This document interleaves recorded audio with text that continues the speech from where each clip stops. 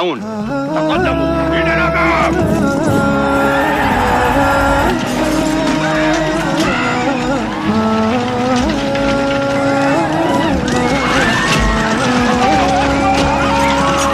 Kajian Islam tentang pelajaran dari kisah peperangan kaum muslimin. Assalamualaikum warahmatullahi wabarakatuh.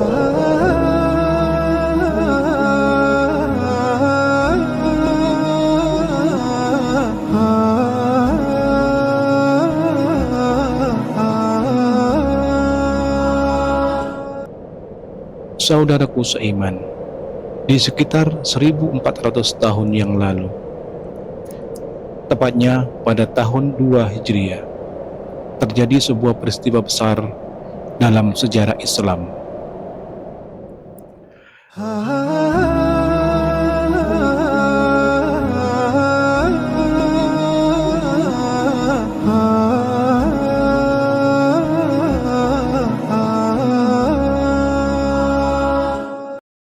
Setelah Allah Subhanahu wa Ta'ala mengangkat Nabi Muhammad Sallallahu Alaihi Wasallam sebagai Rasul, muncullah permusuhan dari kaumnya sendiri, yaitu kaum Quraisy. Padahal mereka sangat mengenal beliau sejak kecil.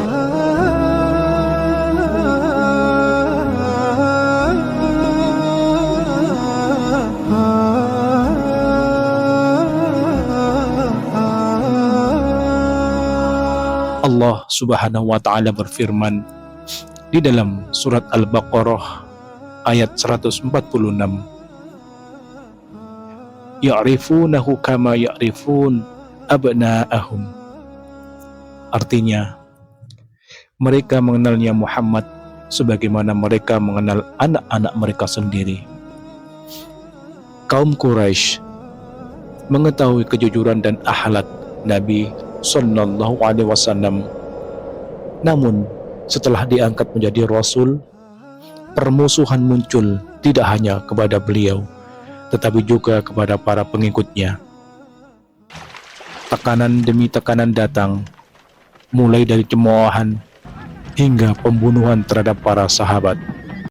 Hal ini menyebabkan sebagian sahabat melakukan hijrah, hingga akhirnya Allah Subhanahu wa Ta'ala memerintahkan Nabi Sallallahu Alaihi Wasallam untuk hijrah ke Madinah.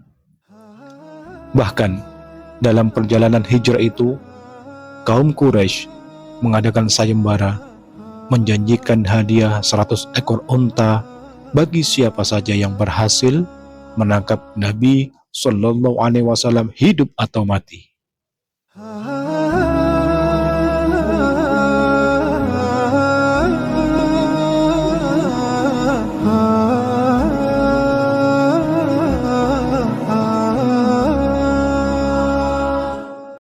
Abu Bakar As-Siddiq radhiyallahu anhu yang menemani Rasulullah Shallallahu Alaihi Wasallam dalam perjalanan hijrah berkata, "Wahai Rasulullah, seandainya salah satu dari mereka melihat ke bawah, niscaya mereka akan melihat kita." Namun Rasulullah Shallallahu Alaihi Wasallam menenangkan beliau dengan bersabda, "Wahai Abu Bakar, bagaimana menurutmu tentang dua orang yang bersama mereka adalah Allah?" Hadis riwayat Bukhari. Allah Subhanahu wa Ta'ala melindungi Rasulnya, dan tidak ada yang dapat mengganggu jika Allah telah memberikan perlindungan.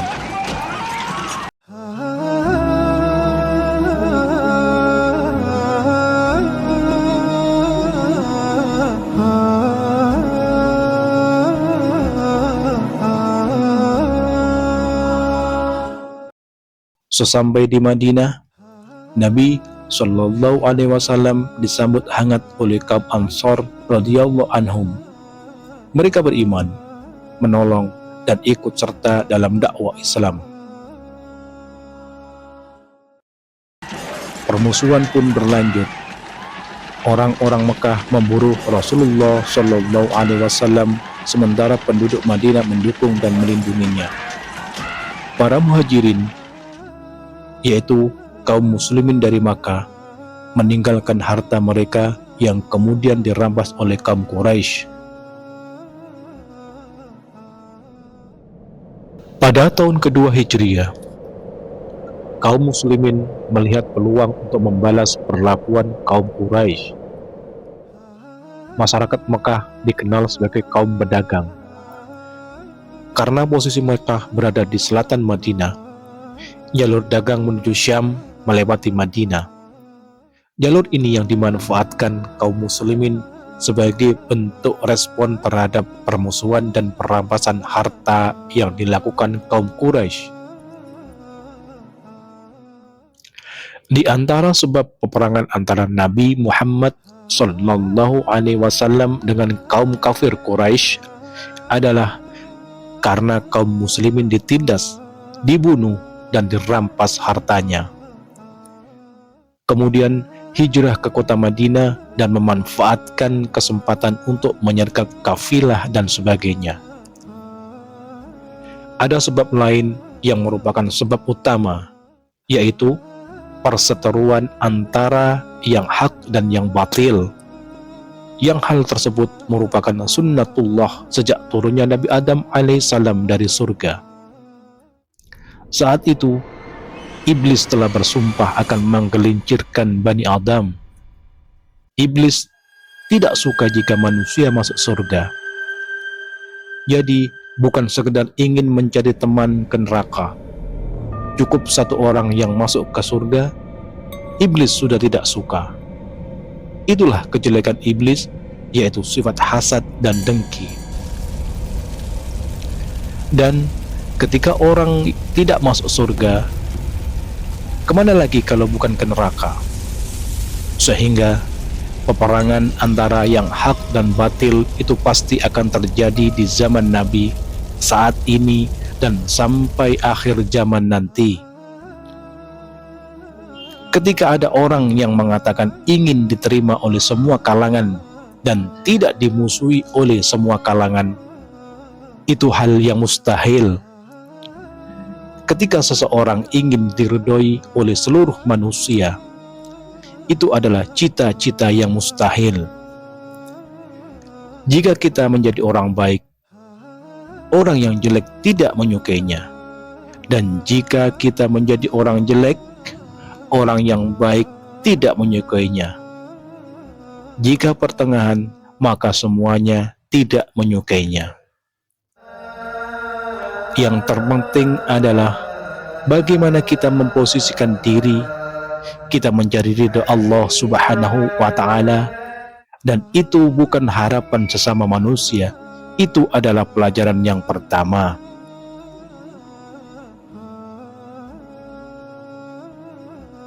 Pelajaran selanjutnya yang bisa kita ambil adalah mengapa sahabat radhiyallahu anhum diganggu ketika di Mekah. Ada di antara mereka yang disiksa dan bahkan ada yang dibunuh.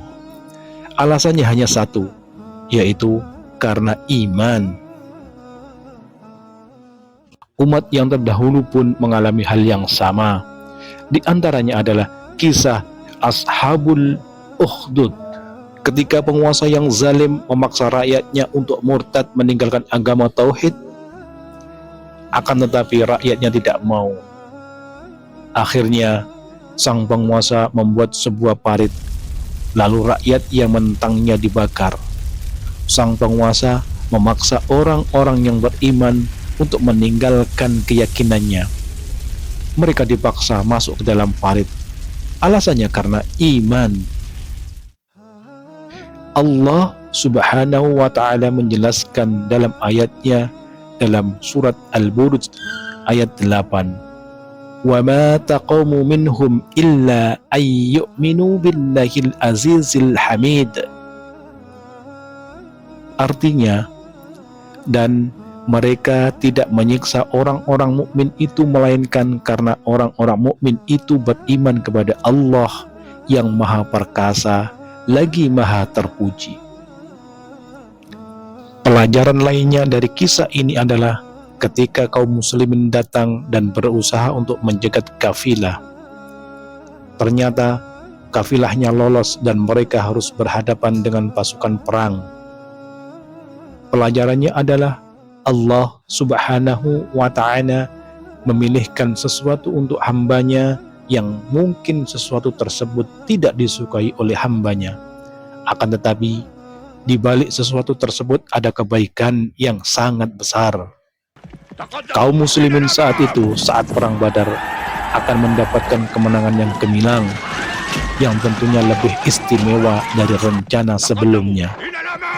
Begitu pula dengan kita yang sering mendapati hal-hal di luar perencanaan yang terkadang membuat kita sedih.